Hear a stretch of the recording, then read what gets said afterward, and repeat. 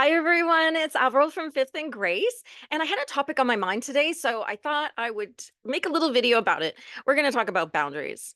Okay. And it's nothing to do with anything that's gone on here. It's more like in my own personal life. And I have another business. I have actually a couple more businesses, but in one of my businesses, which I'm kind of winding down and wrapping up, um, that's usually where I find people pushing boundaries because they have this expectation of what people are supposed to be doing when they make their demands, regardless of what's been agreed upon. And within that business, I have a contract. So every single client that enters that business and we have a relationship, a business relationship, they sign a contract. And I love contracts. When I went to funeral school and was working in the funeral industry, I really grew to love contracts because what they do is they answer every question without emotion. So when things come up and people are in highly emotional states, either weddings or funerals or things like that, they're not making rational decisions and they're not being rational. And they're very quick to blame other people for the mistakes that they themselves have made. So contracts are definitely a really, really good boundary if you have the strength to uphold your own contract, right? And now, my coach, Carrie, she always says, your business, your rules. And I believe in that. There have been lots of times where people have had to make decisions that involve me, and the contract has to answer the question. Except I get to say within my own business and my own rules what is actually really going to happen. So there's a lot of times when people really should lose their time with me simply because they've voided their contract with their behaviors or things that have been going on. But depending on the circumstances, I treat every single person like they're human until they stop treating me like I'm human. So that's a good way to go. So contracts are a really good boundary to have. Most of us don't have contracts with the people around us. And something that we're always being taught is have strong boundaries, know what your boundaries are, stand firm in your boundaries, and, all the things that we say. Every single girl has a mug on her desk that says, know your worth. So the thing that is missing from the conversation, there's actually two things missing from the conversation. And the first one is, what will you do when someone challenges a boundary or more than one boundary that you have? What are you going to do? What do you plan to do? And nobody ever thinks about that, which is why we tend to have like the tantrums and the outbursts and the screaming and yelling when someone challenges a boundary, and then someone standing in Walmart screaming, that's my boundary.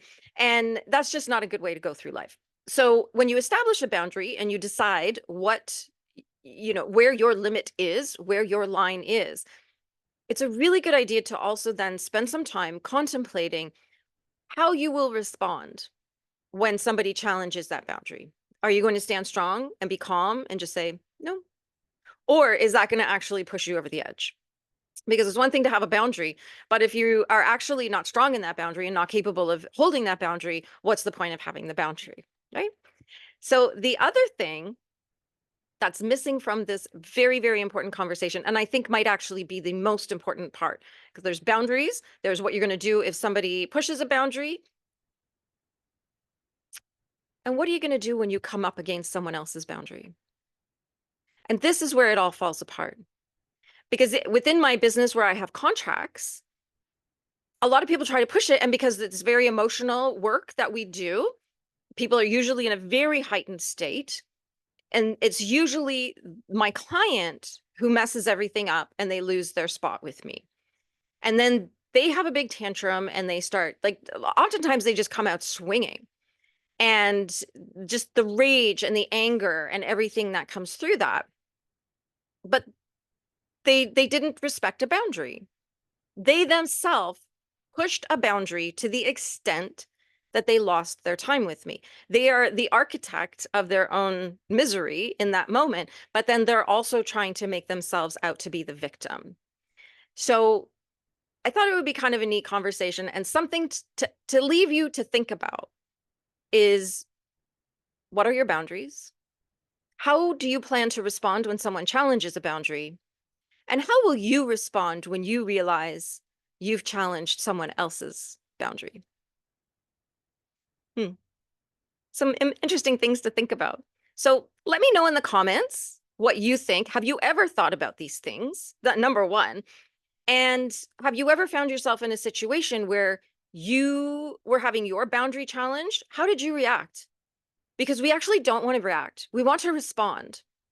Reacting tends to come from a very emotional place, and responding comes from a very logical place. And then also to let me know what's happened when you've realized that you've come up against someone's boundary. And I know that we don't go through life saying that's a boundary, don't cross it. You know what I mean? Like there's been very few times in my life that I've ever said to somebody, that's a boundary. Because I think the fact that I said, no, I'm not doing this, or you have breached your contract or whatever it is, that tends to be the signal that's a boundary. And I think we all need to learn what to do when we come up against someone's boundary. And we need to have respect for that. And we need to maybe go about things a different way. So let me know in the comments. Have you ever thought about your boundaries? Have you had your boundaries challenged? And what do you do when you find yourself challenging someone else's boundaries? Have a magical day.